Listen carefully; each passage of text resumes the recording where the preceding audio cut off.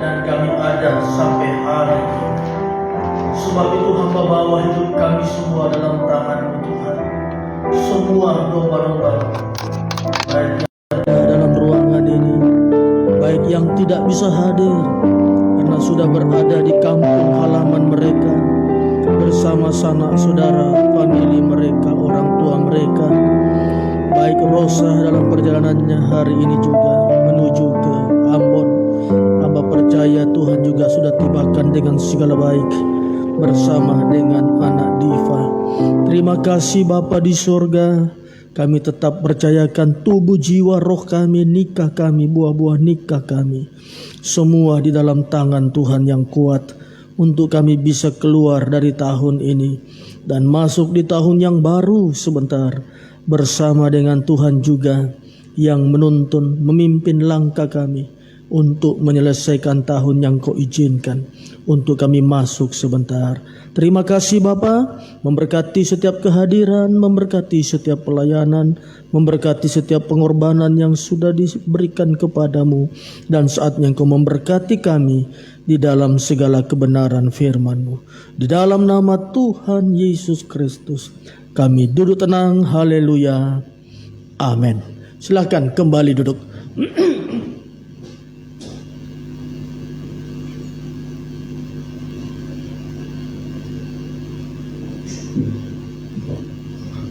Puji nama Tuhan, saya sapa shalom, selamat malam. Tuhan memberkati ya sore. Ya. Selamat sore. Ya, puji Tuhan saudaraku ya. Tuhan masih baik dan tetap akan baik dalam setiap kehidupan kita. Sebab kita adalah umat ketebusannya, kehidupan yang sudah dipanggil, kehidupan yang dipilih Tuhan. Dia yang menuntun kita sampai hari ini. Dia imam besar, ya gembala agung kita yang merancang setiap kehidupan kita, mengatur setiap langkah sepak terjang kita, dan terus akan menyertai saya dan saudara. Ya puji Tuhan, ya memang doa saya kepada Tuhan, berikan berita di penghujung tahun ini Tuhan, untuk menyimpulkan semua apa yang sudah kami terima, yang sudah kami dengar di dalam kaitannya, di dalam pengajaran mempelai di dalam terangnya tabernakel. Dan memang Tuhan nyatakan semuanya.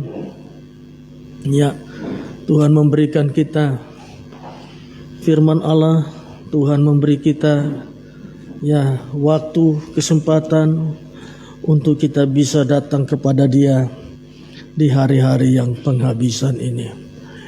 Sebab itu mari kita jaga semuanya.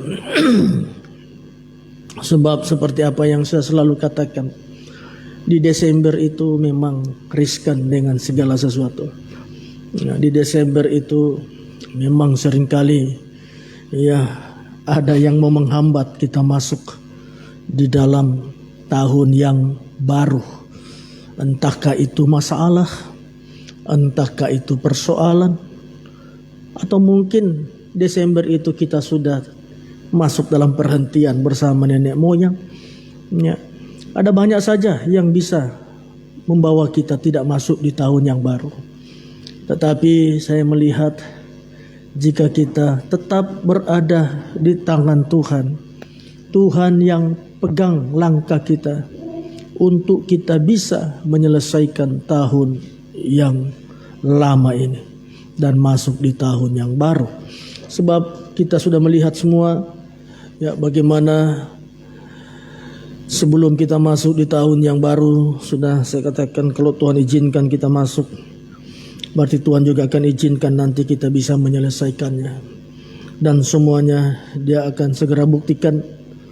Tetapi memang kita tetap harus berjaga-jaga. Ya, sebab di bulan Desember itu ada banyak hal yang bisa merusak, yang bisa membawa kita menjadi lemah. Itu seringkali saya katakan. Ya, dan itu pasti akan menjadi masing-masing pengalaman saya dan saudara. Ya, masuk tahun baru lagi pasti ada pergumulan. Yang riskan itu ya seperti saya katakan tadi. Ya, biasanya di bawah bulan 5 itu riskan. Ya, kalau kita sudah tembus bulan 6 Juli ya itu biasanya seperti ya tembus lagi kita ini masuk di tahun ini. Makanya kita harus berjaga-jaga. Ya, kita harus banyak berdoa. Ya, jangan kita menjadi hidup yang lemah. Sebab kita seringkali diuji. Ujian itu selalu datang. Baik datang dari dalam diri kita sendiri, daging kita, baik datang dari luar. Ujian itu sebenarnya ada 3 tipe dari ujian itu. Pertama datang dari diri sendiri. Yang kedua datang dari luar, sekitar kita. Yang ketiga datang dari Tuhan. Nah ini sebenarnya 3 tipe ini saja. Ya, semua ada dalam Alkitab, teladannya ada. Daud banyak mengalami pergumulan, tantangan datang dari luar. Ya, tapi dia juga ada tantangan datang dari dalam dirinya sendiri. Betseba buktinya. Ya, menghitung bangsa Israel itu buktinya. Ya, menghitung bangsa Israel, Tuhan marah. Ya, bahkan dia jatuh dengan Betseba. Itu dari hatinya, dari dirinya sendiri. Dia sombong, dia merasa sudah mampu dan seterusnya. Akhirnya Tuhan tunjukkan, ya kamu itu lemah. Paulus pun demikian, datang dari dirinya sendiri. Dia katakan ini duri dalam dagingku. Dan seterusnya dan seterusnya. Banyak pembuktian yang bisa kita lihat. Tetapi saya tidak bicara itu. Saya hanya mengingatkan kita. Sehingga apapun yang saya bicarakan, semuanya itu ada dalam firman Allah. Itu yang intinya yang ingin saya nyatakan. Itu semua yang saya katakan tadi. Ada 3 tipe ujian itu. Nah, dia datang dari diri kita sendiri, dalam hati kita, daging kita. Ya, timbul dari keinginan kita. Dia datang, orang lain bawa masalah dari luar. Datang masalah. Dan yang ketiga, Tuhan sendiri yang izinkan untuk menguji saya dan saudara. Sebenarnya 3 tipe ini saja, tidak ada yang lain. Ya, jadi kita belajar saja banyak melihat, dan pengajaran itu sebenarnya membawa kita hanya bisa kuat saja. Ya, pengajaran ini hanya membawa kita bisa kuat mengerjakan kebenaran firman Tuhan. Ya, tidak menyucikan kita dalam satu malam. Ya, setelah kita percaya dengar firman, menyampaikan dengar firman, besok kita sempurna, berapa menit sempurna, tidak. Yang menyempurnakan kita dari pengalaman hidup kita. Ini yang harus saudara renungkan. Ya, ini menjadi pengalaman, banyak hal yang ingin saya sampaikan. Tapi jika Tuhan tidak izinkan, tidak perlu saya harus memaksakan. Tapi apapun yang Tuhan izinkan disampaikan di mimbar, itu berarti Tuhan izinkan, kuatkan untuk dibicarakan kepada sidang jemaat. Karena saya menempatkan diri saya hanya sebagai perantara antara saudara dan pemilik saudara. Siapa pemilik saudara? Tuhan. Bukan saya yang memiliki saudara. Ya, saudara dimiliki oleh Tuhan. Saya hanya perantara. Saya menyampaikan isi hatinya. Saya ingin menyampaikan apa yang akan terjadi. Mungkin itu merupakan satu nubuatan. Ya, saya hanya menyampaikan apa yang Ia suruh sampaikan. Supaya sebelum itu terjadi kita sudah kuat juga. Kita sudah bisa tahu memang sudah demikian. Nah, ini yang menjadi tugas kami, tidak ada yang lain. Seperti tugas Musa, tugas Petrus, Paulus, dan semua yang dipilih Tuhan. Tugasnya hanya mengingatkan, menyampaikan. Ya, tidak menyempurnakan dalam satu malam, tidak menyempurnakan dengan segala instan, dan semuanya. Ya, tidak puas di gereja kita Roh Kudus bicara bla bla bla bla bla bla bla. Itu tidak menjamin semuanya. Yang menjamin itu bagaimana kita bergumul dengan diri kita di luar sana. Ya, surga itu tidak kolektif. Ya, tidak saling kita baku pegang masuk surga, tidak. Masing-masing orang urus keselamatannya. Anak-anak urus keselamatannya sendiri. Apalagi kalau dia sudah akil balik, ya dia urus keselamatannya sendiri. Ya, kecuali anak-anak ya yang memang ya usianya digolongkan masih anak-anak, itu tanggung jawab orang tuanya. Ya, tapi kalau dia sudah akil balik, ya dia bayar dengan darahnya sendiri. Jadi jangan saudara pernah merasa gagal, merasa bagaimana saya sebagai orang tua. Tidak. Ya, anak itu yang gagal, bukan kita sebagai orang tua. Apalagi kalau kita sudah sungguh-sungguh. Apalagi kalau kita sudah banyak menasihati, menegur, bukan salah saudara. Ya, tetapi itu memang dialah yang akan menerima hukuman dari apa yang menjadi sikap dan perbuatannya. Jadi tidak perlu kita Ya dulu saya selalu begitu, bagaimana nanti malu saya, bagi saya hari ini tidak penting lagi itu. Ya, maka saya ingatkan sama anak-anak saya, kamu aneh-aneh, kamu nanti bayar sendiri. Ya, kamu bikin hal yang tidak beres, kamu yang malu sendiri. Ya, sebagai orang tua mungkin ada sedikit, tapi itu setan yang akan menggagalkan kita. Setan yang membawa kita, kamu sungguh-sungguh, coba lihat itu anakmu tidak sungguh-sungguh, kamu bermain, kamu melayani Tuhan baik-baik, lihat itu anakmu. Jadi kita lemah. Itu tujuan setan, jangan. Dia yang dibakar masuk neraka nanti, bukan saudara. Tidak ada suatu perwakilan, nanti saya wakili kamu masuk neraka, tidak ada. Nah itu dosa, dosa itu yang malu. Siapa yang bikin dosa, dia yang malu. Coba, itu Roma. Jadi tidak usah saudara kita semua merasa, ya aduh saya ini seorang yang ini, akhirnya setan masuk. Dan pada saat setan masuk itu, ya di situ kita menjadi kehidupan yang sudah tidak bisa melayani Tuhan. Karena saudara dihakimi oleh iblis setan itu. Nah ini setan itu artinya, iblis itu artinya pendakwah. Itu arti setan, iblis itu pendakwah. Dia suka mendakwah. Ya kalau dia pancing saudara bikin dosa, nanti dia dakwah saudara. Ya ada orang yang dia tahu, oh ini, ya ini kita lemahkan dari ini, jangan. Ya kalau kita dipilih, dipanggil Tuhan, ya jangan terpengaruh dengan dosa orang lain, walaupun itu mungkin anak kita, siapapun itu, saudara kita. Ya, saya banyak alami, saya kadang malu dengan sesuatu, cuma saya bilang, ya itu urusan dia, orang dewasa. Ya, tidak ada sangkut pautnya dengan keselamatan saya. Orang bilang kamu tidak ada kasih, itu teknik setan untuk menjatuhkan kita. Ya, untuk apa? Bagaimana mau kasih? Ya, sudah firman-Mu yang bicara, sudah penggembalaan yang dia tinggalkan, sudah semua yang baik tidak mau dia terima. Bicara bagaimana lagi? Sedangkan kasih itu ada di dalam firman itu, dalam ketekunan dan ketaatan kita. Jadi tidak usah saudara merasa, ya kita merasa, aduh bagaimana, jangan. Mari saya tunjukkan di dalam Roma pasal 6. Mari baca saja ayat 21 sampai 23. Mari. Roma 6 ayat 21. Nah, mari. Dan buah apa yang kamu petik daripadanya? Nah, adakah buah yang dipetik daripada dosa itu? Teruskan. Semuanya itu menyebabkan kamu merasa malu. Nah, dosa itu hanya membawa orang malu. Nah, memang malu didakwa. Nah, fakta dosa ini membawa kita malu. Ini saya mengalir saja saudara, sekalipun tidak saya mempersiapkan semuanya. Fakta membawa dosa itu malu pertama kali itu sudah di Eden, itu seperti itu. Manusia itu sungkan ketemu Tuhan, malu karena dia sudah tahu dia telanjang. Nah ini, tetapi itu apa malu? Begitu dia ketemu dengan Tuhan, ya Tuhan perbaiki, ya Tuhan kasih dia. Untuk apa kau bungkus dengan daun itu, daun ara lagi? Nanti kalau daun itu kering rontok kelihatan juga, malu lagi. Ini das. Tentu ada korban, ada binatang yang disembelih. Karena Tuhan mengganti dengan kulit binatang. Itu tanda, ada tanda darah, ada tanda pertobatan. Dan ketelanjanganmu tidak akan pernah kelihatan lagi. Ini firman Tuhan. Manusia itu malu. Makanya Alkitab katakan, apa yang kamu dapatkan ya dari perbuatanmu yang dosa itu? Teruskan. Karena kesudahan semuanya itu ialah kematian. Karena kesudahan semuanya itu adalah maut. Maut itu kematian yang dimaksud di sini bukan kematian nanti dibangkitkan masuk surga, tidak. Ini sudah kematian selama-lamanya. Ya. Persekutuan dengan setan, kalau saudara masuk dalam kematian selama-lamanya, neraka, itu persekutuan dengan iblis, dengan setan.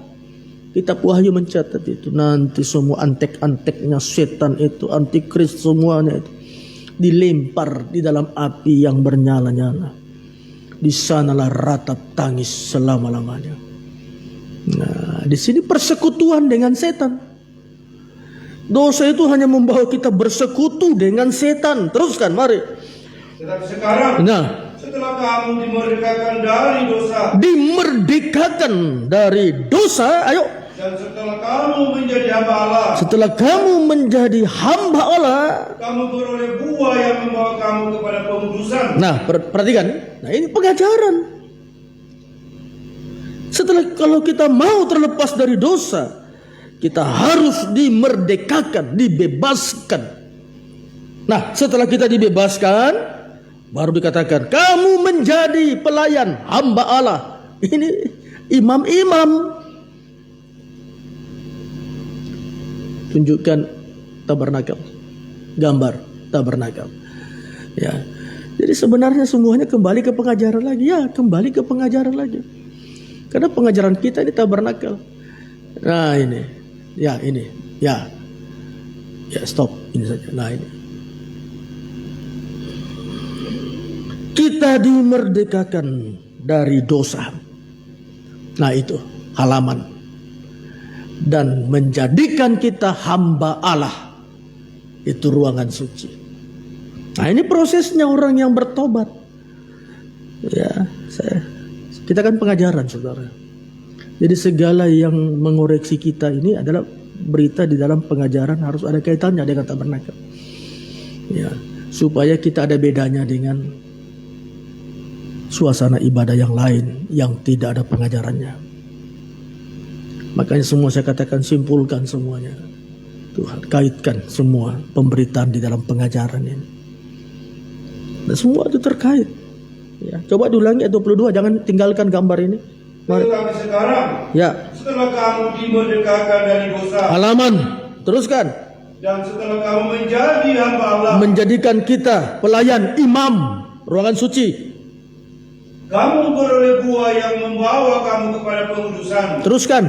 Dan sebagai kesudahannya ialah hidup yang kekal. Ruangan maha suci.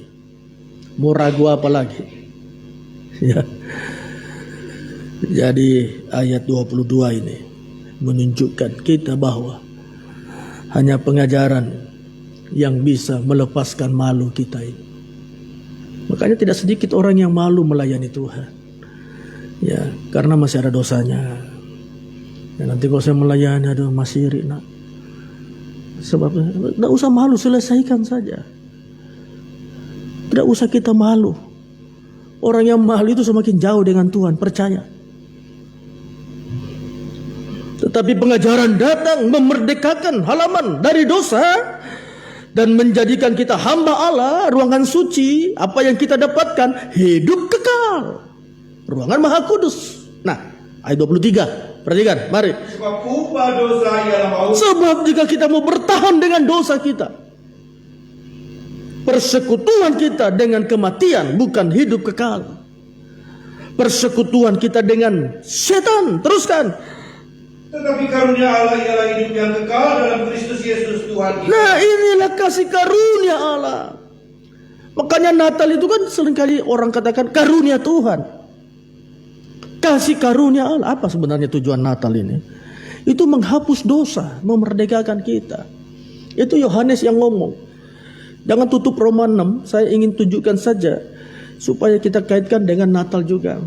Ya, saya ingin tutup tahun ini semua dengan berita Natal. Ya, dengan menyimpulkan berita yang pernah sudah sering kita dengar dan semua terkait dengan Natal. Ya, semuanya pelan-pelan apa maksud Tuhannya, ingatkan saya sampaikan. Nah, Injil Yohanes 1 ayat 29, mari. Perhatikan. Yohanes 1 ayat 29. Nah, mari. Pada keesokan harinya, Nah, Yohanes melihat Yesus datang kepadanya dan dia berkata, nah, teruskan. lihatlah anak domba Allah Lihat anak domba Allah yang menghapus dosa dunia. menghapuskan dosa dunia. Jadi apa tujuan Natal? Itu penghapusan dosa. Nah ini, kembali saya tunjukkan tadi itu saja, Roma 6 tadi. Nah, jadi kalau ada yang masih malu, ya saya malu melayani Tuhan, pasti masih ada dosa yang dia tutupi. Ya, jangan malu. Saya melihat anak-anak muda ini, puji Tuhan, mereka berani tampil. Ya, mereka tidak banyak berbantah-bantah.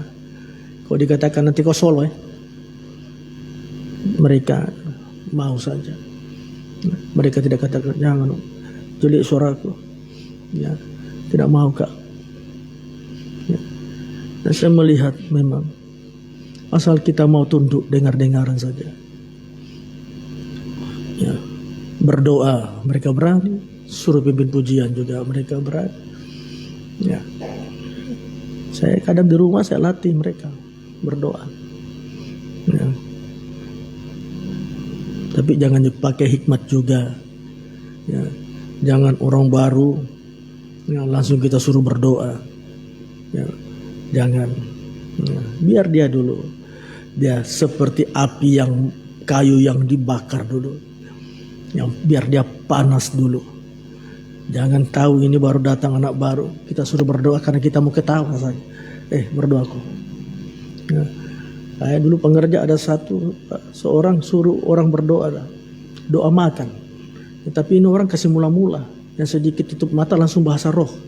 Itu orang kasih mula-mula. Yang sedikit baru tutup mata langsung menangis, langsung bahasa roh. Ya, apa bahasa roh tidak baik? Saya katakan baik jika diposisikan di tempat yang baik. Ya, itu baik. Tidak ada bahasa roh tidak baik. Ya. Di mana diposisikan di tempat yang tidak baik? Tentu saudara bertanya. Coba saudara sembahyang doa di pasar bahasa roh. Saudara permalukan Tuhan. Dan saya percaya itu bukan Roh Kudus yang bicara. Kecuali memang demikian adanya. Kalau itu dari roh, roh itu membakar. Kita doa di sini, orang ini terbakar di sini. Kan itu roh dia itu membakar kita. Kalau itu api, tapi kalau dia pohon rumbai, dia bunyi, dia rebah di sini, dia kasih bunyi orang di sini juga. Tapi kalau kita sendiri saja, itu tuh pertanyaan. Ya, saya itu ada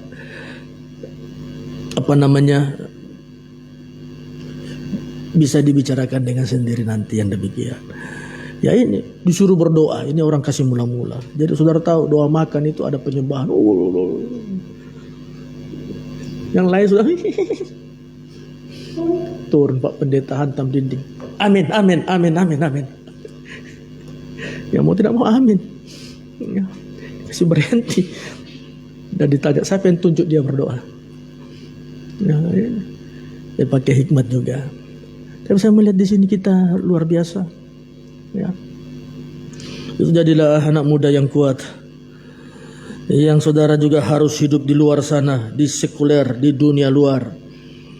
Saudara harus percaya Tuhan menyertai.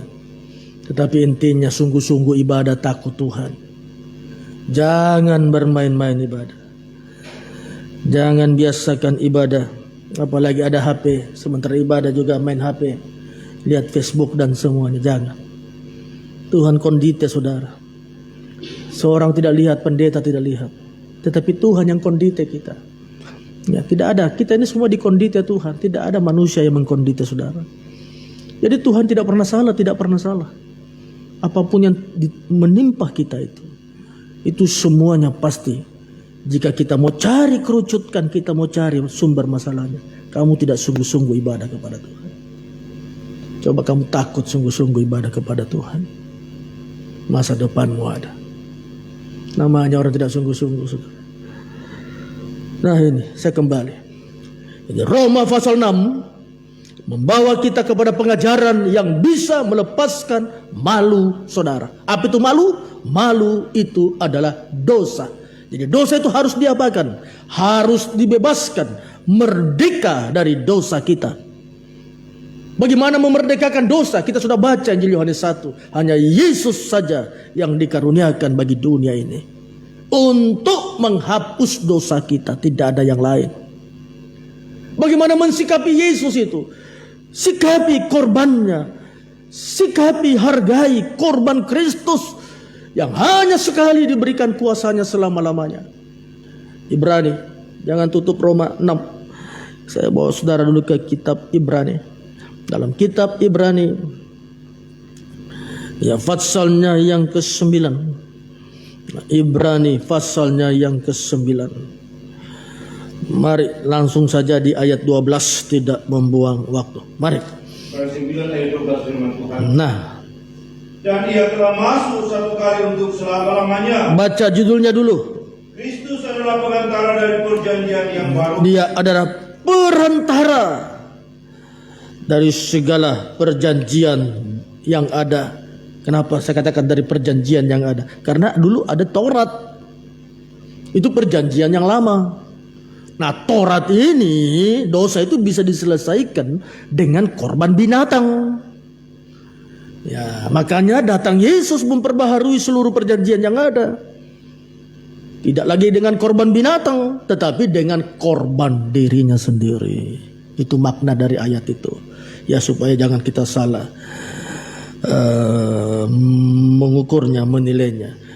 Kristus itu adalah pengantara bagi perjanjian yang baru. Nah, teruskan saja, mari. Dan ia sudah masuk satu kali untuk selama-lamanya ke dalam tempat yang kudus, bukan dengan membawa darah domba jantan, bukan membawa lagi darah binatang. Teruskan. dan darah anak lembu, bukan membawa itu. Teruskan. tetapi dengan membawa darahnya sendiri. Dia membawa darahnya sendiri. Bagaimana saya mensikapi dosa yang ada dalam hidup saya? Hargai korban Kristus, hargai salib, hargai korban Kristus. Jangan sudah buat dosa semakin jauh dari Tuhan. Jangan kita sudah salah, orang lain lagi dikasih salah. Jangan kita yang berbuat, kita tidak bertanggung jawab, kita lempar perbuatan itu kepada orang lain. Kalau kita salah, kita salah. Tuhan itu jujur saja, adil saja. Saya salah Tuhan, ini karena saya. Sudah selesai. Tuhan itu tidak banyak neko-neko. Bahkan Tuhan itu tidak seperti polisi yang mau korek semua. Jam berapa kau bikin dosa? Di mana kau? Cuma mau jujur saja, akui saya salah. Petrus hanya air matanya saja. Setelah dia nangis, tidak setelah Yesus bangkit. Ada komunikasi dicatat Alkitab. Tidak ada dicatat Alkitab. Yesus berkata kepada Petrus, betul toh yang saya bilang? Kau sangkal aku. Mentong kau ini Petrus. Tidak ada komunikasi tentang dosa lagi. Karena karakter Allah sudah ditunjukkan dalam perjanjian lama. Kalau orang fasik itu sadar, tobat, dosanya tidak kuingat-ingat lagi. Tapi kalau orang benar, dia balik dari kebenarannya, juga perbuatannya yang baik, yang benar tidak kuingat juga. Itu karakternya yang dia tunjukkan di dalam perjanjian lama. Orang benar kalau dia tobat, dia orang benar kalau meninggalkan kebenarannya, segala perbuatannya yang benar dilupakan. Orang jahat fasik hidupnya, jika dia bertobat dari kedurhakaannya, fasiknya, segala durhakanya, fasiknya itu tidak kuingat-ingat juga. Apa maknanya? Itu karakternya yang dia katakan. Saya itu Allah yang begitu. Tapi kalau manusia, sampai hari ini, besok malam masih disambung lagi. Ya, makanya saya di rumah itu yang penting anak-anak jujur saja. Sudah. Yang kau bikin lagi, sudah selesai. Ya, tidak diungkit lagi besok. Toh? Dan seterusnya. Tapi kalau dia memang tetap seperti keledai dungu, selalu begitu ya, memang sedikit. Kemarin sudah ini anak ini. Ya, tidak, seringkali sedikit keras kita punya perkataan. Itu Ibrani pasal 12. Ya, kebetulan kita di Ibrani, nanti baca di sebelahnya itu pasal 12. Mana ada anak yang dikasihi tidak ditegur, tidak dihajar. Tetap ditegur, keras dihajar. Supaya apa? Itu menyatakan kasih kita kepada anak itu. Nah, tapi kalau sudah besar tidak perlu lagi dicambuk. Saudara tahu, kadang itu kata-kata itu lebih sakit dari cambukan. Kalau hal yang fisik itu sebentar sembuh. Tapi coba orang yang terluka dengan kata-kata sampai puluhan tahun. Makanya kata-kata itu harus dicabut. Nah, ini bedanya, saya tidak jelaskan banyak. Tapi itu realita yang terjadi di luar sana. Ya, seringkali kita tegur, nasihati keras. Kalau kita nasihat dia keras dan memang itu kebodohan dia ingat memang saya ini bodoh. Memang saya yang salah. Tapi kalau seorang tidak salah, kita keras, kita tegas. Itu kata-kata itu makanya harus dicabut. Maaf ya, saya salah. Nah, selesai. Terhapus sudah itu luka hatinya. Ya, kalau kita fisik cambuk rotan, bengkak sebentar, 1 minggu, 2 minggu hilang bengkaknya, sembuh, selesai. Di kata-kata yang menyakitkan itu bisa dibawa mati. Ya, makanya selalu ada cabut itu kata-katamu. Ya, supaya selesai. Saya tidak jelaskan banyak ini, tapi itulah realita yang terjadi di luar sana, atau mungkin terjadi dalam kehidupan kita. Nah, ini. Jadi bagaimana itu penghapusan dosa? Hanya Yesus yang sekali dengan darahnya sendiri. Dan dengan itu ia telah mendapatkan kelepasan yang kekal. Teruskan 13.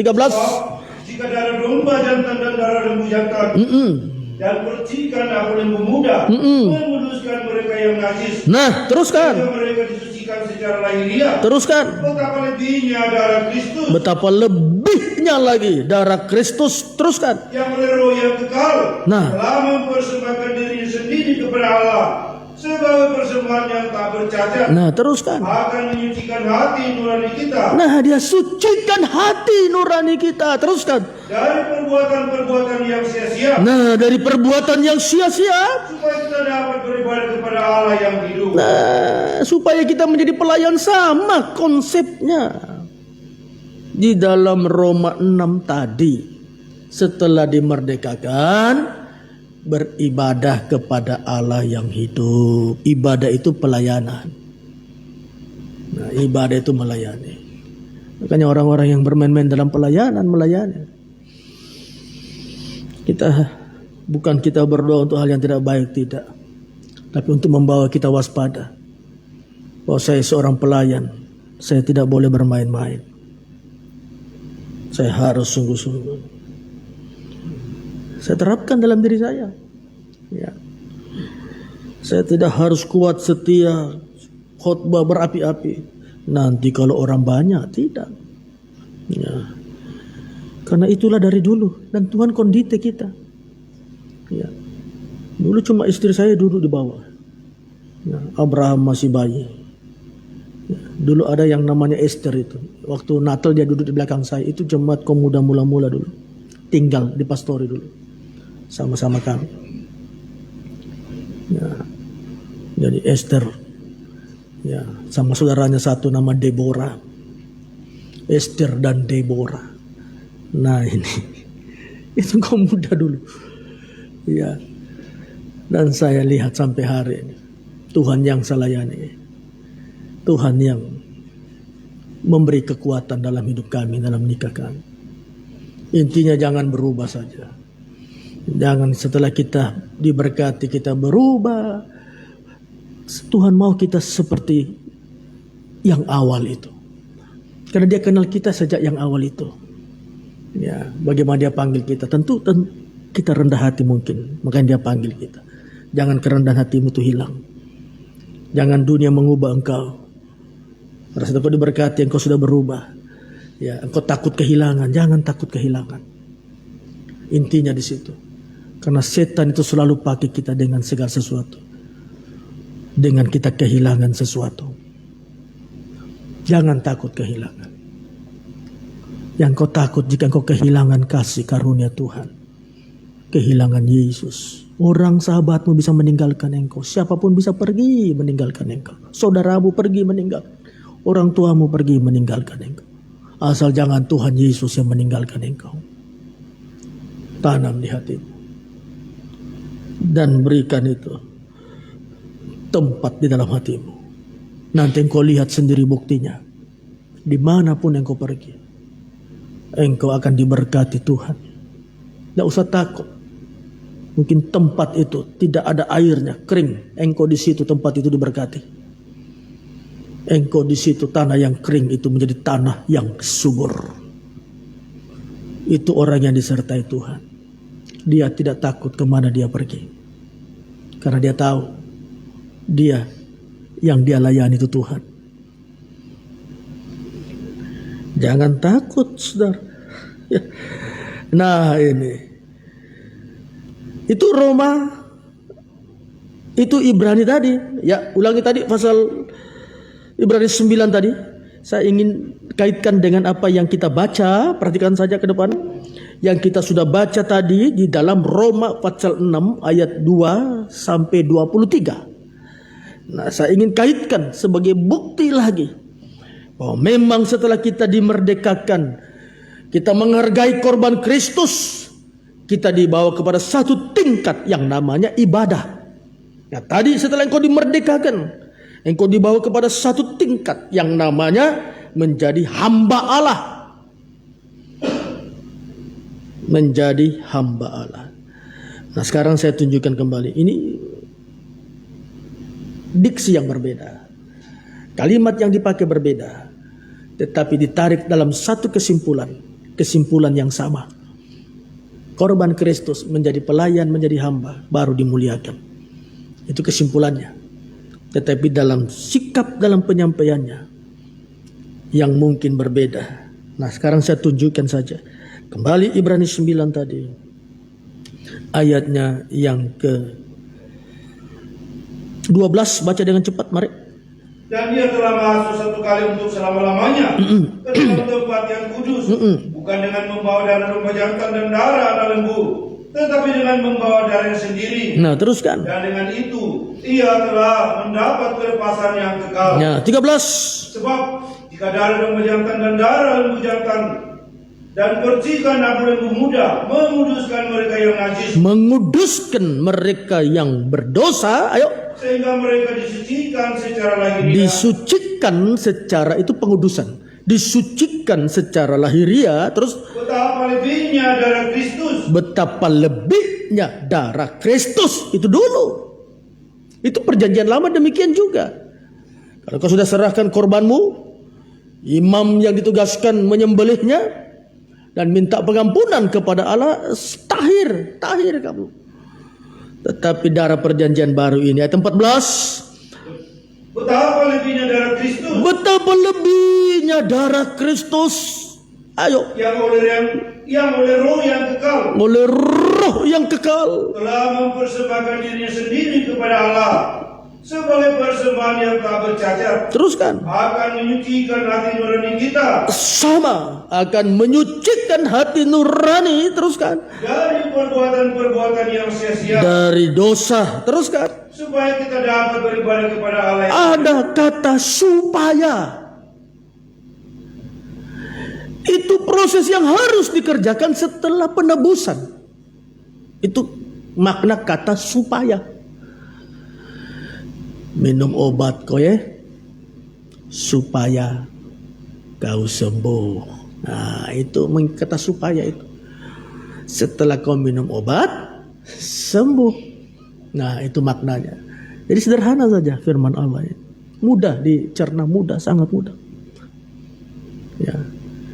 Sama dengan penulis Ibrani atau Paulus ini menyatakan, setelah kau disucikan dari dosamu, dikuduskan hati nuranimu, supaya kamu bisa beribadah. Sama. Saya menganalogikan, saudara bisa tarik kesimpulannya nanti. Saya ketemu dengan orang sakit. Saya kasih dia mau menyembuhkan sakitnya. Minum kau obat supaya kau sembuh. Kapan saya sembuh? Setelah kau minum obat. Kapan saya bisa melayani? Setelah saya disucikan. Nah, itu kan proses tabernakel. Penyucian dengan darah itu halaman. Pelayanan imam ibadah itu di ruangan suci. Baru kita masuk dalam ruangan Maha Kudus. Menantikan dia datang untuk mempermuliakan saya dan saudara. Nah, ini membuktikan lagi yang kita baca tadi di dalam Roma 6 ayat 22. Nah, kembali Roma 6 ayat 22. Jangan dulu tinggalkan Ibrani. Tayangkan di atas Roma 6 ayat 22. Mari dibacakan Pak Agus. Roma ya. Tetapi sekarang setelah kamu dimerdekakan dari dosa, setelah kamu menerima korban Kristus, teruskan. dan setelah kamu menjadi hamba Allah, Dan setelah kamu beribadah kepada Allah, ini menjadi hamba. Hamba itu pelayan. Ruangan pelayanan itu ruangan suci. Teruskan, mari. kamu beroleh buah yang membawa kamu kepada pengudusan. Nah, ada buah-buah roh. Ya, teruskan, mari. Dan sebagai kesudahannya ialah hidup yang kekal. Nah, dan ending dari semuanya itu hidup yang kekal. Nah, kembali Ibrani 9. Sekarang baca ayat 15. Mari kita tolong Pak Agus. Karena itu, Ia adalah pengantara dari suatu perjanjian yang baru. Nah, dia itu satu perantara di dalam perjanjian yang baru. Teruskan. Supaya mereka perhatikan, yang terpanggil. Ayo. Dapat menerima bagian kekal. Dapat menjadikan dia atau menerima bagian yang kekal yang dijanjikan. Teruskan. Sebab ia telah mati untuk menebus pelanggaran-pelanggaran. Teruskan. Yang telah dilakukan selama perjanjian yang pertama. Sampai di sini. Lompat saja, ya saya lompat-lompat.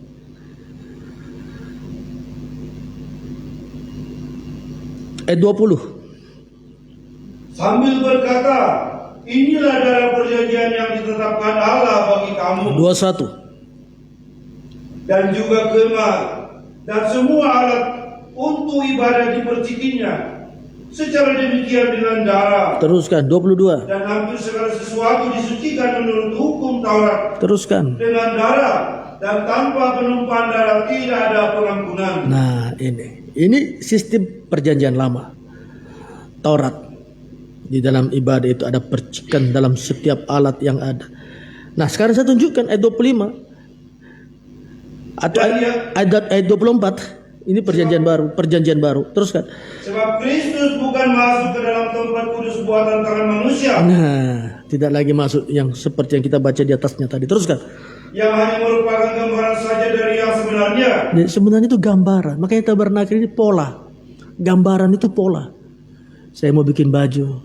Mana polanya? Pola itu gambar. Ya, teruskan, mari. Tetapi ke dalam surga sendiri. Nah, untuk menghadap hadirat Allah guna kepentingan kita. Nah, 25. Dan ia bukan masuk untuk berulang-ulang. Bukan masuk untuk berulang-ulang. Teruskan. Mempersembahkan diri sendiri. Sebagaimana imam besar setiap tahun masuk ke dalam tempat kudus dengan darah yang bukan darahnya sendiri. Lompat saja, langsung ayat 28. Mari. Demikian pula Kristus hanya satu kali saja mengorbankan dirinya untuk menanggung dosa banyak orang. Tidak ada dosa secara khusus bangsa Israel saja. Teruskan. Sesudah itu ia akan menyatakan dirinya sekali lagi. Terus nanti dia akan menyatakan dirinya sekali lagi. Teruskan. Tanpa menanggung dosa, untuk menganugerahkan keselamatan kepada mereka yang menantikan dia. Yang beribadah kepadanya, yang menyucikan dirinya. Itu ayat 28. Itu ruangan Maha Kudus. Nah, ini. Jadi pengajarannya mutlak, saudara. Saya lihat pengajarannya luar biasa. Ya. Tapi kok kita masih ragu kadang bahwa Tuhan itu sanggup menolong kita. Makanya orang yang tidak menghargai pengajaran ini, ya, nanti dia akan menuai dengan sendirinya. Ya. Pengajaran banyak hal yang harus menjadi teladan yang kita harus ikuti. Ya, itulah dari iman pintu gerbang. Setelah kita punya iman, mendengar berita Injil, kabar baik, dosa kita diampuni. Misbah korban, bakaran. Setelah kita dibaptis, anak-anak yang sudah dewasa itu dibaptis. Setelah itu kita dalam pengurapan Roh Kudus, melayani Tuhan dalam bait Allah. Bait Allah itu digolongkan dua bagian, ruangan suci dan ruangan Maha Kudus. Ya, di dalam ruangan suci ada terdiri 3 benda. Ya, ada meja roti, ibadah PA pada kesempatan ini. Ada pelita emas, ibadah raya minggu kita. Dan ada mesbah dupa, itu ibadah bidstone, doa kita. Nah, disinilah kita tunjukkan kesetiaan kita melayani Tuhan. Jadi ibadah kita ini jangan orang yang tidak mengerti pengajaran ini. Juga dengan sendirinya dia akan jauh dari Tuhan. Tetapi kalau orang yang mengerti pengajaran ini, dengan sendirinya juga jiwanya itu yang membawa dia dekat kepada Tuhan. Tidak perlu diancam-ancam kau ibadah melayani sungguh-sungguh. Tapi jiwanya itu yang terpanggil untuk melayani Tuhan sungguh-sungguh. Dia sementara apapun yang dia kerjakan, Karena jiwanya yang memanggil dia, dia ingat pasti ibadah. Dia merasa salah tidak ibadah. Dia merasa bersalah tidak melayani Tuhan. Kenapa? Karena jiwanya yang memanggil. Kalau Taurat dulu, aturan yang memanggil mereka. Karena ikut aturan pasti suci kudus. Tetapi sekarang tidak. Tuhan yang mengkondite kita. Batin hati kita. Nah, ini yang harus kita tanam baik dalam hati kita. Makanya orang yang tergembala itu jiwanya yang tergembala. Makanya Petrus catatkan, kita sudah kembali kepada gembala yang memelihara jiwa kita. Kalau jiwa yang tergembala, anak atlet tidak terlalu susah diatur. Tapi anak-anak saya belajar di pastori saja kadang masih susah diatur juga. Ya. Tapi kalau jiwa, makanya anak muda ini harus jiwamu yang tergembala. Kalau jiwamu yang tergembala, kamu merasa tanggung jawab dalam pelayanan. Dan engkau sendiri yang makan buahnya, bukan orang tuamu yang makan buahnya. Karena engkau yang akan menikmati masa depanmu nanti. Mungkin orang tuamu tidak akan bersama engkau terus mendampingi kamu. Namanya usia. Engkau masih muda. Apa yang akan menghidupi engkau? Hanya Tuhan yang akan menghidupkan engkau. Memberikan berkat, memberi kehidupan dalam hidupmu. Kalau engkau percaya ini, ubah karaktermu hari ini. Dan berikan jiwamu digembalakan Tuhan. Makanya itu Roma 12. Roma 11. Sion kusiapkan penebus. Masuk Roma 12 ayat 1. Persembahkan tubuhmu sebagai persembahan yang hidup. Tubuh, jiwa, dan rohmu sebagai persembahan yang hidup. Itu Roma 12 ayat, ya itu di sebelahnya itu. Ya saya lihat saja saudara ya. Itu Roma 12, saudara lihat juga. Roma 12 ayat 1, persembahan yang benar. Roma 11, Sion kusiapkan penebus. Apa itu penebus? Memerdekakan dosa kita. Itu ayat 26. Pasal 11 ayat 26. Begitu masuk Roma 12 ayat 1, dinyatakan di sana. Persembahkan tubuhmu. Untuk apa? Itu ibadahmu yang sejati. Untuk menjadi seorang imam, ibadah kepada Tuhan. Ada persembahan yang saudara bawa. Itulah tubuhmu, jiwa, rohmu itu diberikan kepada Tuhan. Ibadah kita ini tidak panjang. Ibadah kita seminggu itu cuma 3 kali saja. Ini ibadah pokok yang ada dalam ruangan suci. Orang pengajaran, saya tidak berbicara GPT saja, karena pengajaran ini lintas organisasi. Tidak dimiliki hanya gereja Pantekosta Tabernakel. Akan dimiliki kepada siapa yang memahami pengajaran ini. Ya, tidak harus nama gereja sama. Seringkali kita masuk nama gereja yang sama juga, tidak ada berita pengajaran. Ya harus kita, itu realita hari ini di luar sana. Tetapi namanya pengajaran itu lintas semuanya. Tidak hanya GPT yang bisa mengklaim pengajaran ini. Siapapun yang paham tentang nubuatan, tentang tabernakel Musa ini, dan bisa menerjemahkan pikiran Allah di dalam apa yang terkandung dalam kemah Musa ini. Saya tidak berbicara kemah Daud ya. Saya berbicara kemah Musa. Karena itu dicatat dalam Ibrani pasal 3. Ya, pembuat dan yang mengepalai rumah itu kemah Musa atau tabernakel, karena Musa yang buat ya. Ya, sama dengan bait Allah Salomo. Itu bukan bait Allah Salomo, sebenarnya diperuntukkan untuk Tuhan karena dia buat. Orang katakan bait Allah Salomo. Nah, itu maknanya. Kalau saya katakan kemah Musa tabernakel tidak salah, karena itu orientasinya. Itu bahasa yang saya katakan itu menuju kepada si pembuatnya itu. Musa yang ditugaskan buat itu. Walaupun Bisaliel dan Aholiab yang membuatnya. Secara perintah Allah. Tetapi semuanya. Gambarnya, blueprintnya, arsiteknya dari Allah. Dan diberikan kepada Musa. Jadi itu menunjuk kepada, makanya dicatat Ibrani 3. Apa yang dilakukan Musa dulu, yang sudah dibuat Musa dulu, menjadi bahan pemberitaan hari ini. Apa itu? Yang dirujuk itu Alkitab itu. Itulah tabernakel. Nah, atau kita baca ya. Tapi baca dulu Roma 12 karena kita di kitab Roma ini. Roma pasal 12 ayat 1 dulu. Mari kita tolong dibaca. Mari. Roma 12 ayat 1. Karena itu saudara-saudara, Ya, pelan-pelan saja supaya maknanya kita tidak hilang. Teruskan. Sebab itu saudara-saudara, mari. demi kemurahan Allah menasihatkan kamu supaya kamu mempersembahkan tubuhmu sebagai persembahan yang hidup, yang kudus, dan yang berkenan kepada Allah. Itu adalah ibadahmu yang sejati. Itu ibadahmu yang sejati. Nah ini. Sebab segala yang kita baca tadi Roma 6, Ibrani 9, tujuannya untuk membawa kita beribadah, melayani Tuhan. Nah sekarang dijawab, jika engkau ingin beribadah melayani Tuhan, sudahkah hidup engkau persembahkan kepada Tuhan? Sudah hidup, tapi tubuhku saja, jiwaku tidak.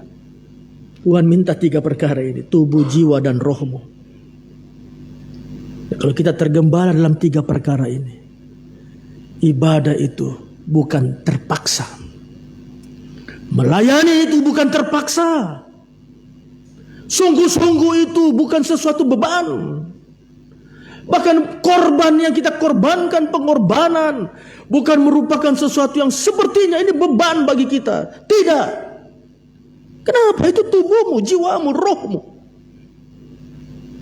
Kalau ada pencuri saja, harta atau nyawa. Atau tidak ada, pokoknya salah satunya harta atau nyawa. Atau harta nyawa. Harta. Kenapa orang mau kehilangan hartanya untuk menyelamatkan nyawanya? Apa setan tidak tahu ini? Setan tahu itu. Di mana buktinya? Di kitab Ayub. Pada saat siapa ini? Pencoba, iblis ketemu dengan Allah. Iblis katakan, coba izinkan saya ya, ambil semua yang ada pada Ayub. Semuanya. Tuhan katakan, silakan ambil. Hartanya, anaknya diambil. Itu sesuatu di sekitar Ayub. Selesai. Ayub masih kuat imannya. Ketemu lagi dengan Allah. Allah katakan, bagaimana? Setan, bagaimana? Iblis katakan, setan ini katakan, itu karena hartanya, bos. Coba kamu sentuh tubuhnya, tulangnya. Coba sentuh. Pasti dia akan menyangkal engkau. Dan iblis katakan kepada Allah, manusia itu mau kehilangan apa saja untuk menyelamatkan jiwanya, nyawanya. Itu kan terbukti hari ini. Dulu waktu belum ada BPJS, orang mau cuci darah jual sawah, gade sawah, hilang harta untuk hidup. Ya, orang mau kemo dulu sebelum ada BPJS, ya dia jual semuanya. Ada emas simpanannya dia jual, ada uangnya di bank dia tarik. Untuk apa? Cuci darah atau kemo. Untuk apa? Mau hidup. Nah itu semua kan realita. Itulah namanya realita. Peristiwa yang terjadi tanpa kita sadari. Kalau firman tidak mengingatkan kita, kita anggap itu wajar biasa. Tapi ini Alkitab semua sudah tulis. Bagaimana kita mensikapi dalam hidup keseharian kita? Nah inilah fungsi penggembalaan. Untuk mengingatkan kita. Itu peristiwa ada di luar sana. Penggembalaan itu membuka semuanya. Supaya kita paham. Oh ini ya muslihat iblis. Makanya kalau kita sakit, kita tetap beriman kepada Tuhan. Pasti Tuhan sembuhkan kita. Itu menjadi pengalaman saudara dan menjadi satu perjalanan hidup saudara bersama dengan Tuhan. Nah ini. Makanya apa yang dikatakan tadi. Persembahkan tubuhmu, jiwamu, rohmu kepada Tuhan. Itu ibadahmu yang sejati.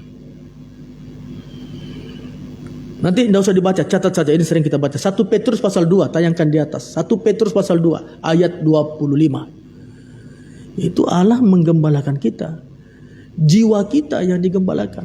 Nah ini. Kita dulu sesat, tidak mengerti. Tetapi sekarang kita sudah kembali kepada gembala. Gembala itu pelihara apa? Tubuh jasmani kita, dia pelihara jiwa kita. Dia pelihara hidup kita. Hai engkau yang berbeban berat, mari sini. Itu Matius berapa? 10 atau 11? 11. Sini kamu. Nanti jiwamu tenang. Jiwa tenang itu jiwa digembalakan. Jiwa tenang itu Petrus lagi tulis supaya kamu bisa doa. Kalau jiwamu tenang, kamu bisa doa.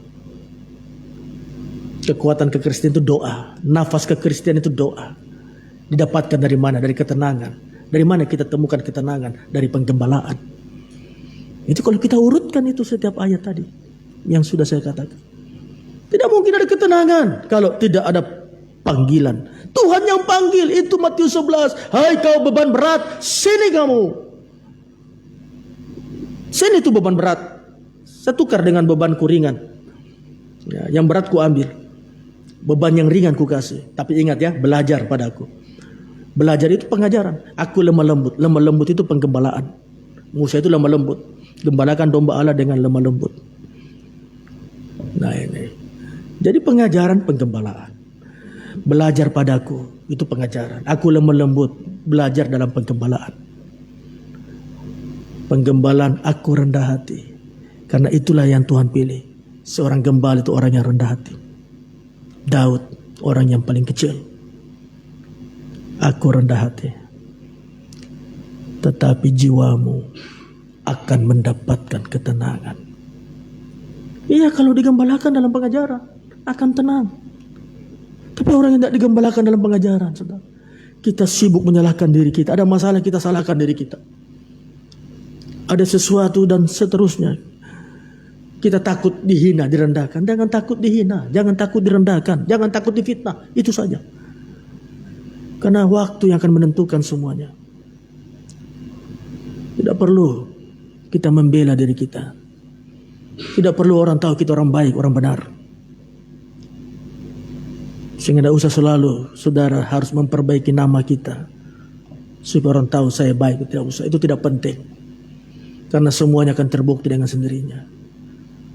Orang yang begini kamu, nanti lihat bagaimana nasibnya hidupnya. Pelan-pelan Tuhan akan tunjukkan. Saya banyak alami. Tapi biar waktu yang menentukan semuanya. Semua dibuktikan Tuhan. Terbukti sampai hari ini. Ada yang belum mati saja. Saya katakan kepada seseorang, kalau dia begitu dengan Tuhan, bisa Tuhan cabut nanti nyawanya. Itu dombanya Tuhan. Tidak sampai 1 minggu betul dia mati. Saya menggigil saya. Oh Tuhan, maafkan saya. Tuhan itu pembela. Tuhan itu ya di atas ya, tidak di atas tidak. Apa harus ditambah dengan pembenaran kita? Apa harus ditambah dengan menunjukkan saya ini benar?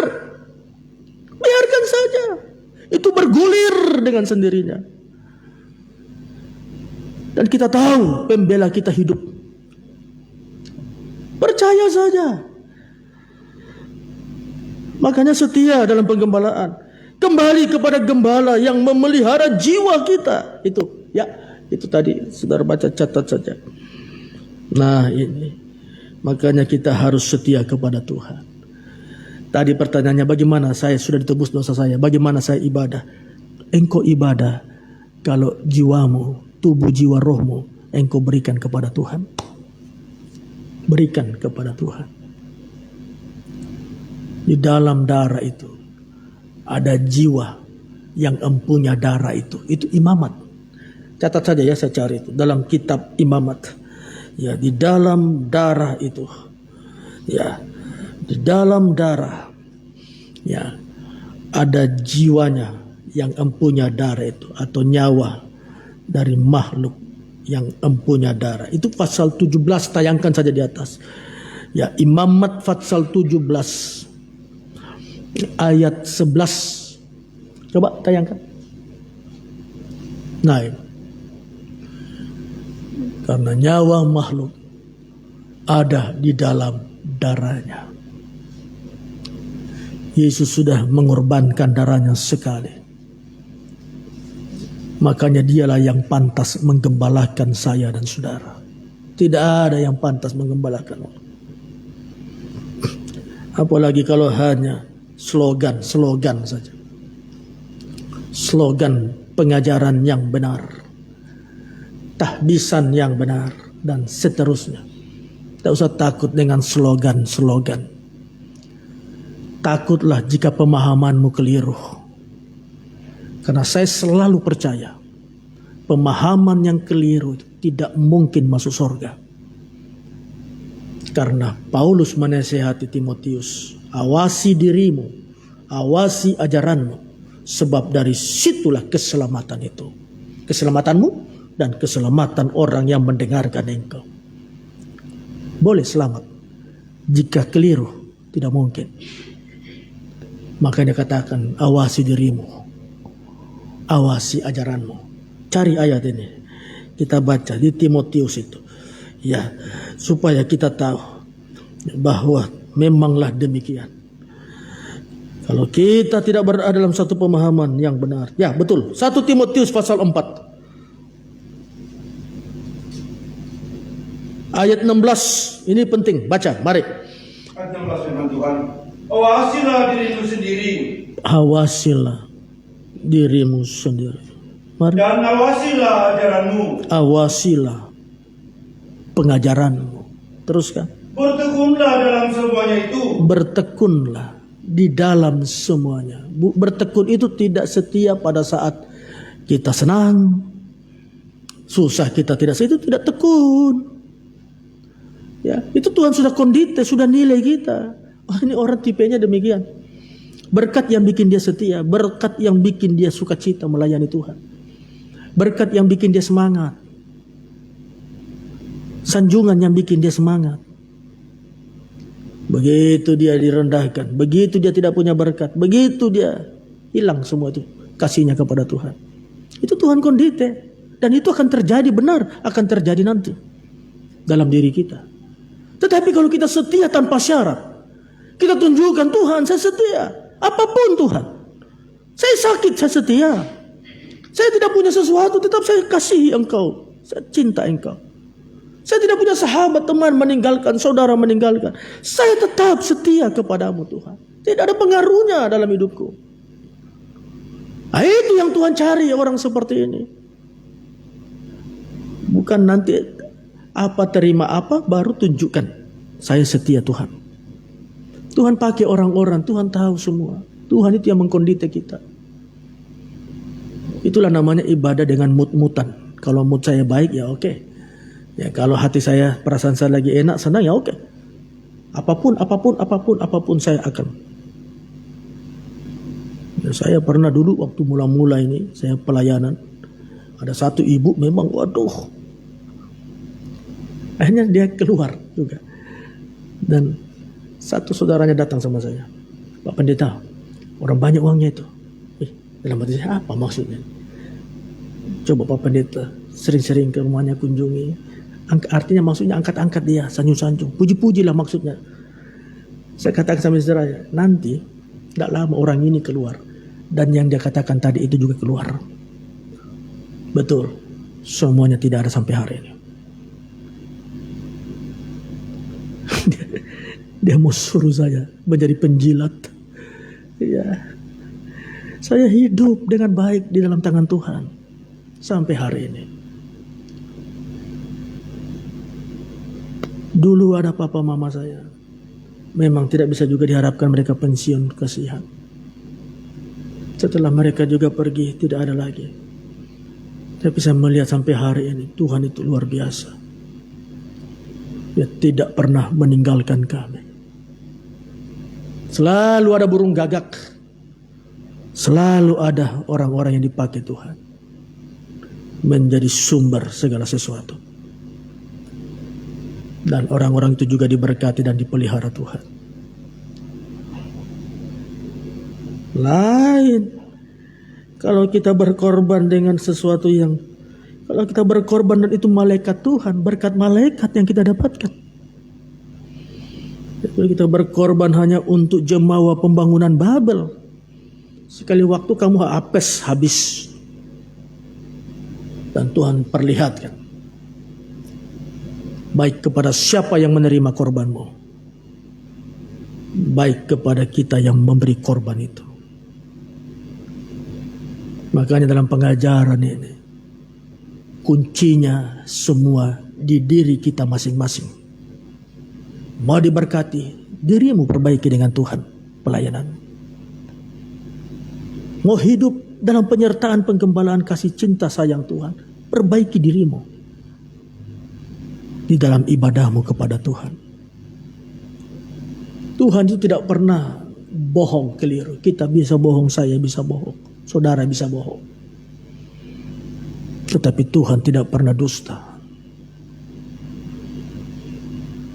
Di tahun yang akan datang 2026, kita tunjukkan tahun 2026, tahun penggembalaan, tahun mujizat Tuhan dinyatakan kepada hidup yang memberi hidupnya digembalakan kepada Tuhan. Seperti Dia menyaring kita, menyaring Israel di padang gurun, Dia akan menyaring kita semua. Nah ini, ulangi ayat 16, mari. Awasilah dirimu sendiri. Awasi dirimu. Tapi seringkali kita mengawasi orang lain. Saya hanya mengawasi jemaat yang Tuhan percayakan, tidak ada yang lain. Kalau firman saya datang seperti itu hanya untuk membawa mereka terpelihara, digembalakan. Tidak ada untuk hal yang lain. Saya mengawasi diri saya supaya saya tidak terkena ragi orang lain juga. Saya tidak terkena dengan pengajaran-pengajaran yang bisa menyesatkan saya juga. Saya sudah punya gambaran sendiri, patron sendiri tentang pengajaran dalam hidup saya. Dan saya lihat apa yang saya percaya yakini sampai hari ini sempurna memelihara, menjaga saya, memelihara jemaat yang Tuhan percayakan. Nah ini, awasi diri kita sendiri, dirimu sendiri, teruskan. Dan awasilah ajaranmu. Awasi ajaranmu. Makanya jemaat di tempat ini sebagai hamba Allah, saya hanya membentengi saudara, supaya saudara tidak dengan mudah menerima ajaran-ajaran yang menyimpang. Dongeng-dongeng nenek tua, itu Alkitab. Saya ngomong yang Alkitab catat saja ya. Dongeng-dongeng nenek tua, filsafat yang palsu, itu Alkitab catat. Nubuatan yang palsu, itu dicatat Alkitab. Injil yang palsu, Injil lain. Roh yang lain, ini Alkitab. Saya tidak berasumsi, itu Alkitab catat semua. Malaikat terang yang palsu, itu semua dicatat Alkitab. Hal-hal yang ingin memuaskan telinga, sanjungan-sanjungan yang bohong. Dia sanjung saudara, mungkin dia sanjung kita. Karena mungkin ada sesuatu yang ingin dia ambil dari hidup kita. Mungkin dia lihat kita, oh ini banyak uangnya. Sehingga dibedakan orang yang banyak uangnya dengan orang tidak ada uangnya, dibedakan. Tidak ada yang demikian. Tuhan lihat semua. Makanya hati-hati. Menerima tamu saya di rumah, saudara harus hati-hati. Apalagi menerima pengajaran yang menyesatkan. Butuh pengawasan. Di mana kita diawasi? Dalam penggembalaan kita diawasi. Dalam pengajaran kita diawasi oleh Tuhan. Dan di dalam semuanya kita bertekun di dalam semuanya. Teruskan. Karena dengan berbuat demikian, karena jika kita demikian, ayo, engkau akan menyelamatkan dirimu. Itu keselamatanmu, menyelamatkan dirimu. Teruskan. Dan semua orang yang mendengar engkau. Dan semua orang yang mendengar khotbahmu, pengajaranmu. Itu maknanya. Nah inilah kehidupan. Keselamatan itu hidup. Oh tidak ada kata itulah hidupmu. Namanya selamat itu hidup. Hidup kekal. Akan menyelamatkan dirimu, akan memberikan kepadamu hidup kekal. Dan juga kepada orang yang mendengarkan semuanya. Penting pengajaran yang betul, saya katakan sangat penting. Ada pengajaran yang menyimpang menyelamatkan? Tidak ada pengajaran yang menyimpang menyelamatkan. Ada asumsi, halusinasi yang menyelamatkan? Tidak ada. Yang ada itu ya di atas ya, tidak di atas tidak. Itulah dalam pribadi Yesus. kita di penghujung tahun, tetap kita ikrarkan dalam hati kita, Tuhan, saya dombamu, Engkau gembalaku. Dan engkau akan melihat Tuhan itu baik dan sangat baik. Anak-anak muda bukan menjadi anak-anak muda yang loyo, lemah.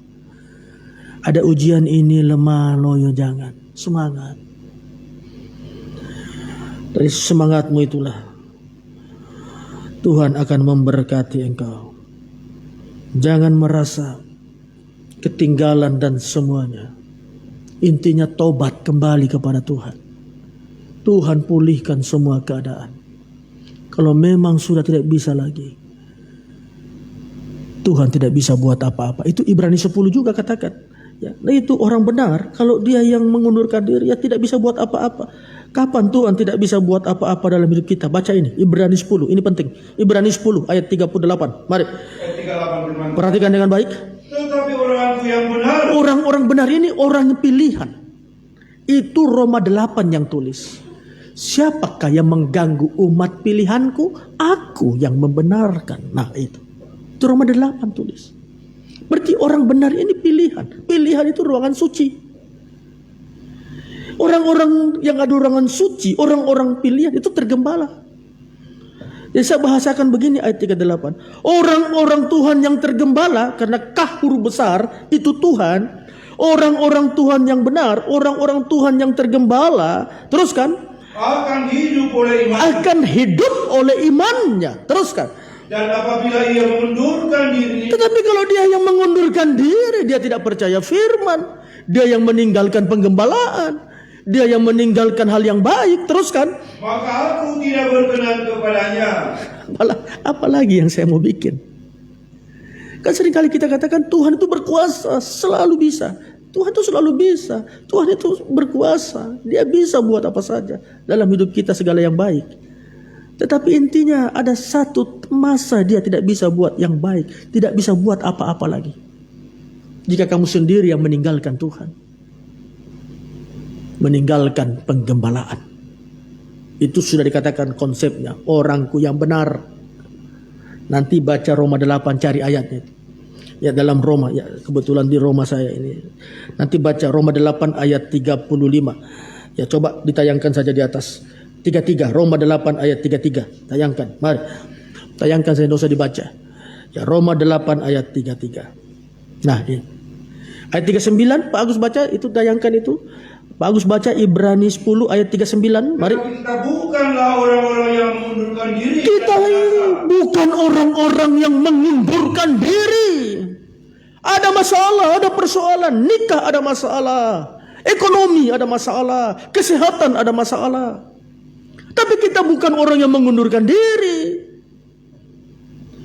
Makanya dikatakan Roma 8 juga.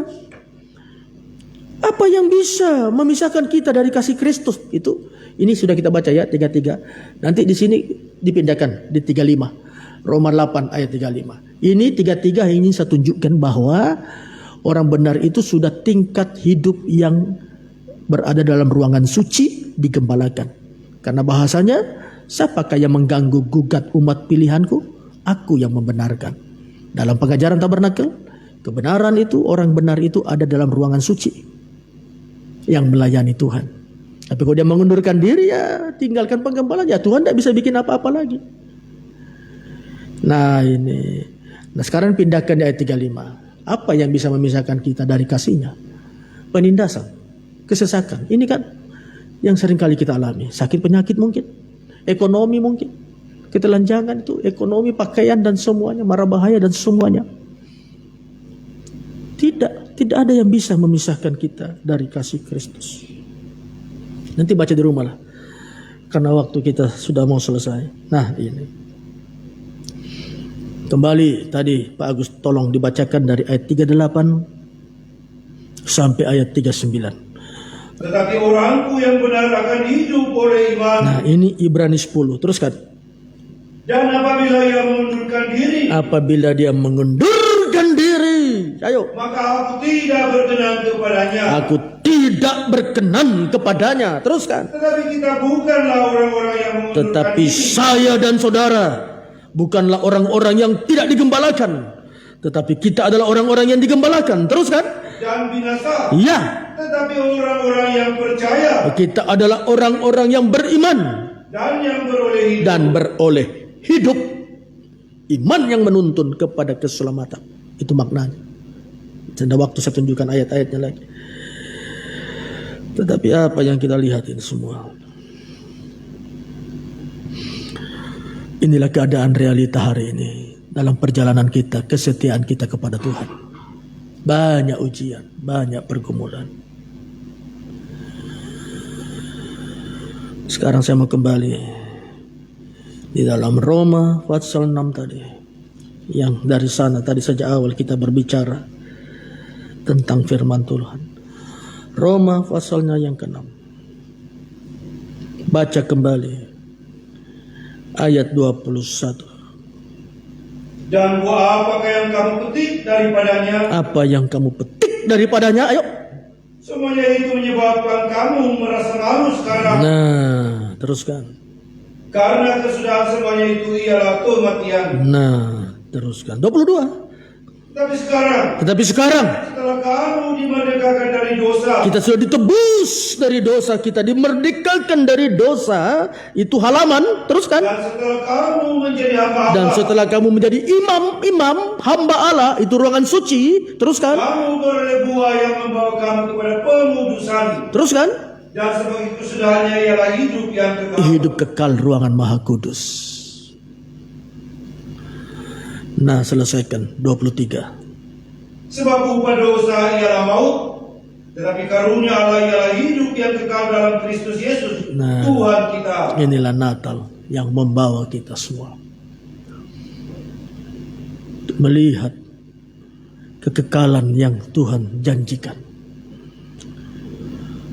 Tapi Tuhan tidak bisa berbuat apa-apa, hanya satu. Jika kita tinggalkan penggembalaan, itu kuncinya ya. Tadi di sebelahnya itu Roma 10 tadi. Ya, itu kunci dari semuanya. Tidak ada hal yang baik yang Tuhan bisa buat lagi. Karena kita sendiri yang meninggalkan Tuhan. Ya, Ibrani tadi. Ya. Pasalnya yang ke-10 tadi. Ya.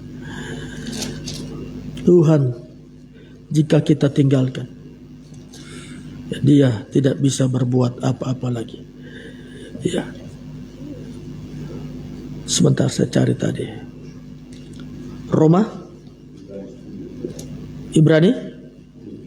Ya, itu Ibrani 10 tadi, ayat 38. Ya.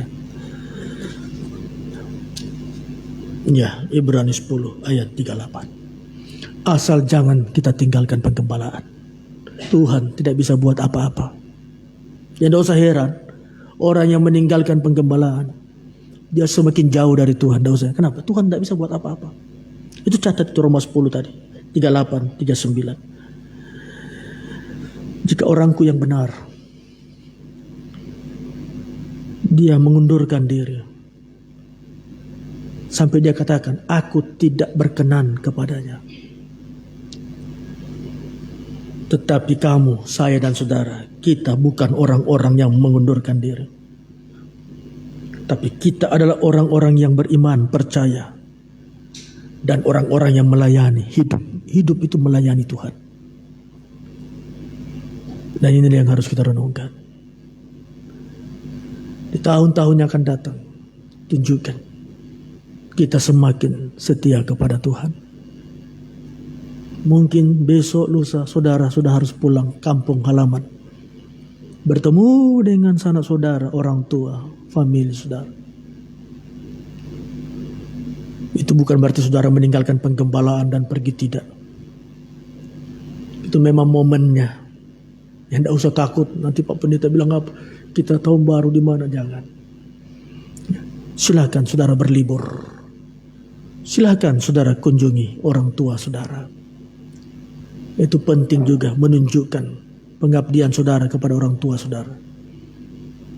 Tapi nanti tahun 2026 jika kita ketemu kembali, kita harus semakin sungguh-sungguh, semakin setia kepada Tuhan. Kenapa? Itu berkat kita. Tuhan tidak bisa berbuat hanya kepada orang yang mengundurkan diri. Selalu ada hal yang baik kepada orang yang setia tekun. Tapi jika engkau mengundurkan diri, aku tidak bisa buat apa-apa.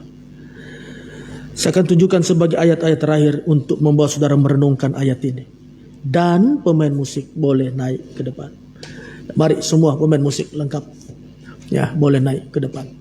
Ya, mana? Ya. Dan saya akan tunjukkan di dalam Matius pasal 25. Di dalam Injil Matius pasal 25. Satu contoh saja.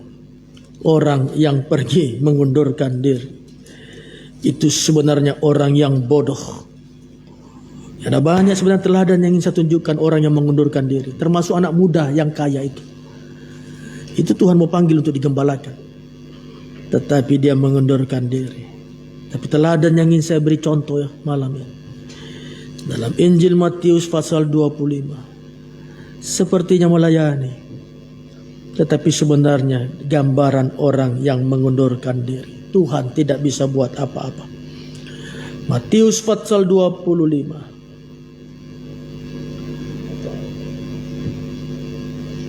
Mari bacakan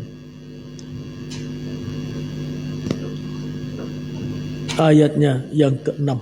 Mari. Matius 25 itu anak firman Tuhan, ayat 6 firman Tuhan. Ya.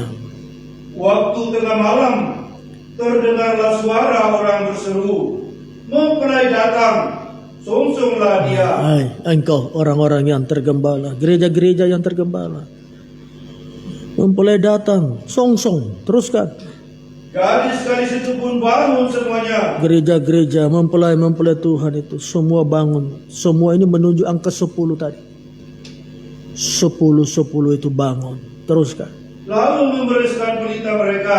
Dia membereskan pelita mereka. Teruskan. Gadis-gadis yang bodoh berkata kepada gadis-gadis yang bijaksana, Yang bijak, ayo. berikanlah kami sedikit dari minyakmu itu. Nah, ini bukan egois, tidak. Tapi ini menggambarkan keselamatan itu masing-masing. Berikan kami. Apa katanya?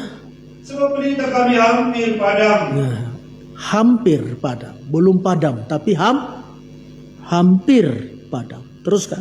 Tetapi jawab gadis-gadis yang bijaksana itu, Apa gadis ini jawab? Mari. Tidak. nanti tidak cukup untuk kami dan untuk kamu. Nah, ini orang yang tidak ingin terkena ragi orang lain. Itu kebodohan. Kan sudah dikatakan ini orang bodoh. Dia tidak ingin terperangkap di dalam kebodohan orang lain. Nanti saya bodoh juga, saya kasih kamu, sama-sama kita mati. Karena itu di pikiran. Saya tidak jelaskan, tapi saya tunjukkan perenungan kita. Dia tidak ingin terkena ragi orang lain, kebodohan orang lain. Teruskan, mari. Lebih baik kamu pergi kepada penjual minyak dan beli di situ. Lebih baik kamu pergi cari sendiri, pergi beli. Ya, dia tahu ini ada uangnya ini. Kamu pergi beli, silakan, teruskan. Akan tetapi, Nah, waktu mereka sedang pergi untuk membelinya, tapi di saat mereka pergi mencari minyak, ayo,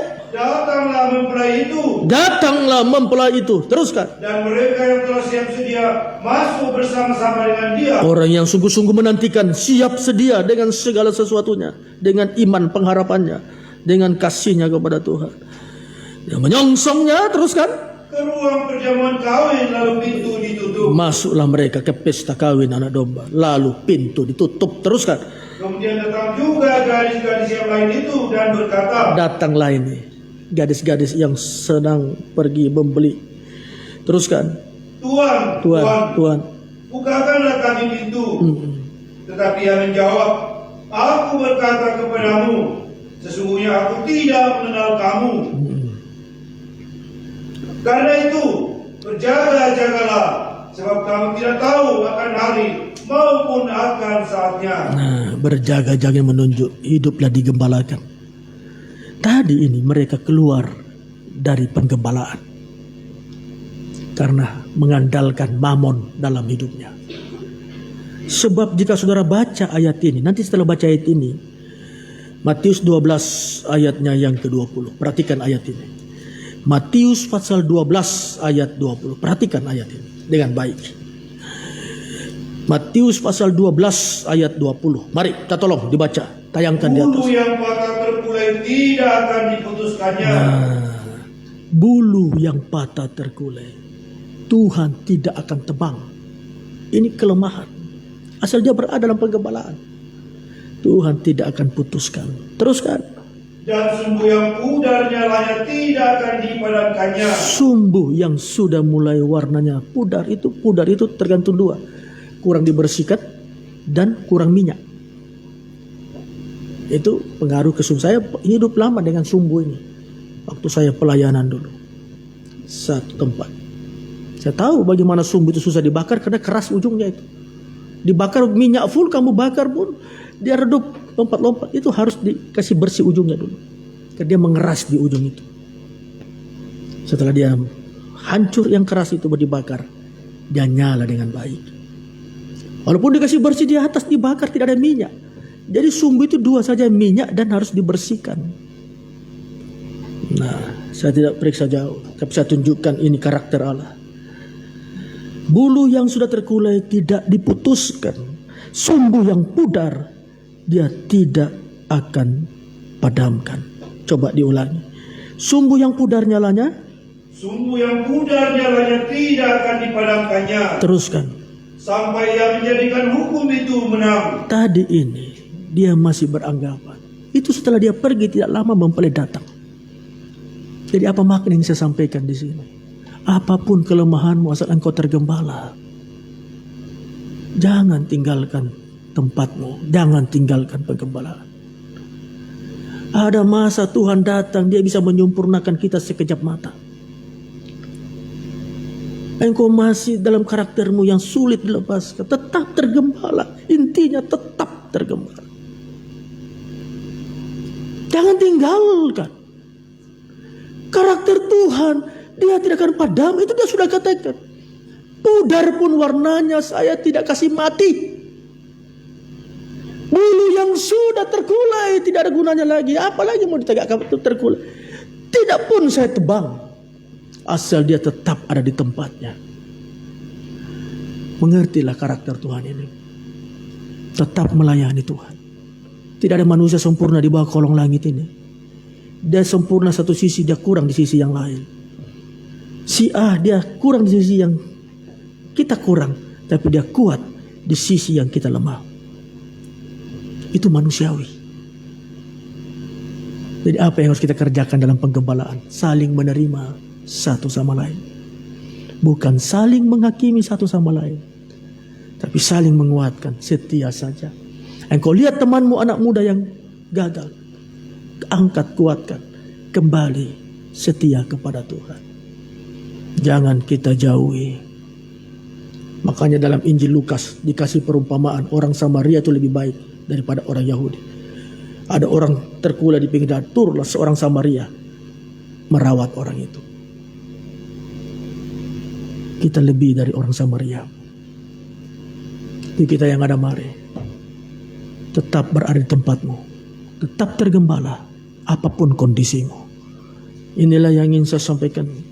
Dan biar firman ini hanya menjadi rema, pegangan kita untuk tetap setia di hari-hari yang akan datang. Kita nyanyikan pujian kita dan kita siapkan hati kita untuk menerima tubuh dan darah Kristus.